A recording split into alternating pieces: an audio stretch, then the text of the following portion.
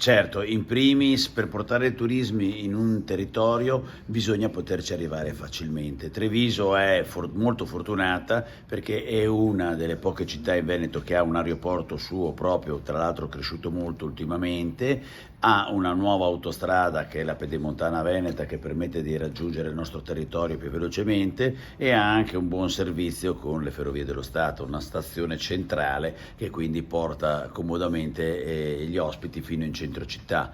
Questi sono tre punti fondamentali, ma non bastano, bisogna creare anche tutto un contesto e oggi ne abbiamo parlato dell'importanza degli eventi e noi albergatori in particolare siamo qua a dire facciamo degli eventi ma facciamoli di qualità, perché se l'evento è di qualità riesce a attrarre del pubblico anche oltre diciamo la prima periferia, quindi anche a generare dei pernottamenti e ricordiamo che più lungo è il soggiorno degli ospiti nel nostro territorio, più ci sarà una contribuzione economica verso il nostro territorio.